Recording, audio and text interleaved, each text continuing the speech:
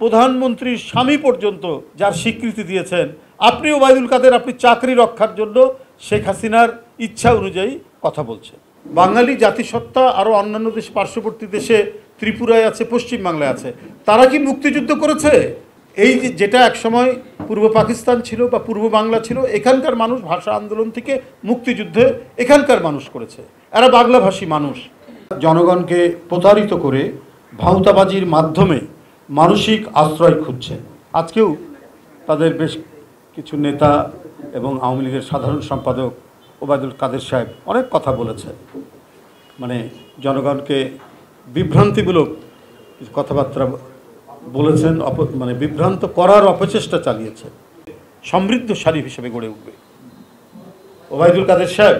এইটা আপনি স্বাধীনতার কথা বলেন, আপনারা ক্ষমতা আসার পর থেকে মনে হয়েছে যে আমরা বোধহয় একটা পরাধীন দেশে বাস করছি, আমরা একটা মানে পরনির্ভরশীল একটি দেশে আমরা বাস করছি। বন্ধুরা আমার, এই কারণেই আজকে এই কথাগুলো বলার সুযোগ পাচ্ছেন। ওবায়দুল কাদের সাহেব আরও বলেছেন, বাঙালি জাতিসত্তাকে যারা অস্বীকার করে, বাঙালি সংস্কৃতি এবং মুক্তিযুদ্ধকে অস্বীকার করা। তো বাঙালি সংস্কৃতি ও মুক্তিযুদ্ধকে অস্বীকার করা, বাঙালি জাতিসত্তা বলতে আমি কালকেও বলেছি, আপনি কী বোঝায়?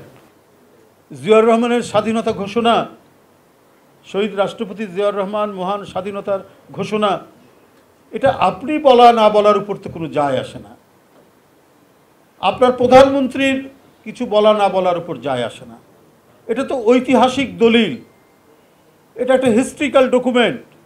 ভারতের রাষ্ট্রপতি থেকে শুরু করে যারা মুক্তিযুদ্ধে সীমান্তে যুদ্ধের নেতৃত্ব দিয়েছেন, এই সমস্ত সেক্টর কমান্ডার থেকে শুরু করে প্রধানমন্ত্রীর স্বামী পর্যন্ত যার স্বীকৃতি দিয়েছেন, আপনি ওবায়দুল কাদের আপনি চাকরি রক্ষার জন্য শেখ হাসিনার ইচ্ছা অনুযায়ী কথা বলছেন।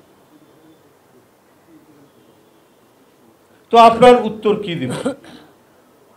আপনার এই কথা বলার মধ্যে দিয়েই প্রমাণিত হয় আপনারাই ছিলেন স্বাধীনতার বিরোধী শক্তি। কালকে সালাম ভাই একটা সুন্দর কথা বলেছে যে আওয়ামী লীগের জন্ম হয়েছে পাকিস্তানকে রক্ষা করার জন্য।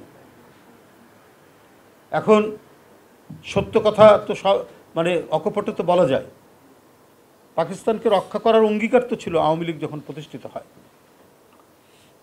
এবং এই দলের যিনি প্রধান নেতা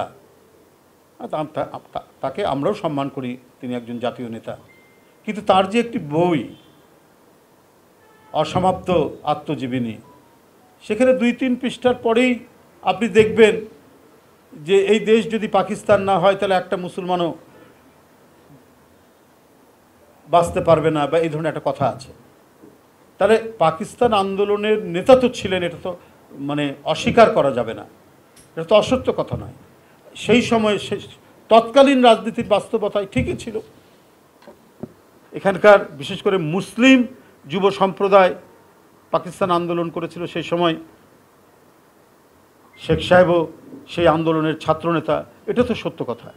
তাহলে আওয়ামী লীগের জন্মের সাথে পাকিস্তানের একটা সম্পর্ক আছে, এটাও তো অস্বীকার করা যাবে না। তো এই চেতনা যে আপনাদের মধ্যে যে একেবারে কাজ করে না, এমন তো কোনো কথা নেই। এখন যদি বলি, সত্য কথা বললে তো আপনাদের মন খারাপ হবে। 23 তারিখ পর্যন্ত ইয়াহিয়া খানের সাথে মরহুম শেখ মুজিবুর রহমান সাহেবের আলোচনা হচ্ছিল, 23শে মার্চ পর্যন্ত। 25শে মার্চের রাত্রে তো মানে আপনার হানাদার বাহিনী আক্রমণ করলো। তো 23শে মার্চের যে আলোচনা, সেই আলোচনাটি কি স্বাধীনতার কোনো আলোচনা হচ্ছে যে এই তৎকালীন পূর্ব বাংলা বা তৎকালীন পূর্ব পাকিস্তানের স্বাধীনতা দাও? ওটা তো হচ্ছে ক্ষমতা হস্তান্তরে। এখনও পাকিস্তান রক্ষার, আমরা সংখ্যাগরিষ্ঠ দল, আমাদের কাছে ক্ষমতা হস্তান্তর করো, কথাটা মিথ্যা বলেনি। আওয়ামী লীগের নেতা যে আলোচনা করছেন, এটা তো অমূলক আলোচনা নয়, বাস্তব আলোচনা। সারা পাকিস্তানের মধ্যে সংখ্যাগরিষ্ঠ দল আওয়ামী লীগ, তাদের হাতেই ক্ষমতা হস্তান্তর করতে হবে। তো ক্ষমতা হস্তান্তরের আলোচনা হচ্ছে। জনগণ এগিয়ে গেছে স্বাধীনতার জন্য, এটা ঠিক। ছাত্র, যুবক, কৃষক, শ্রমিক, এরা স্বাধীনতার পক্ষে সোচ্চার। কিন্তু আওয়ামী লীগ তো দর কষাকষি করছে সারা পাকিস্তানের আওয়ামী লীগ ক্ষমতাসীন হবে এই জন্য। সুতরাং ওবায়দুল কাদের সাহেবদের মধ্যে এই চেতনা মাঝে মাঝে উকি দেয় যে সারা পাকিস্তানের যেখানে আমাদের সরকার গঠন করার কথা, আমাদের নেতার প্রধানমন্ত্রী হওয়ার কথা, সেইটা পারলাম না। এই একটা হতাশা থেকেই তারা জিয়াউর রহমানকে টার্গেট করে। আপনি দেখবেন আওয়ামী লীগের মধ্যে কিন্তু তাজউদ্দিন সাহেব খুব একটা মূল্যায়িত নয়, এটা আমরা বিভিন্ন ইতিহাস থেকে জানতে পারছি।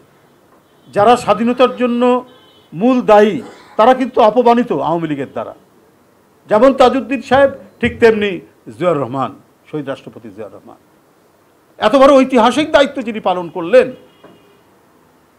কোন সেক্টরে যুদ্ধ করেছে এটা ওবায়দুল কাদের সাহেব বলে।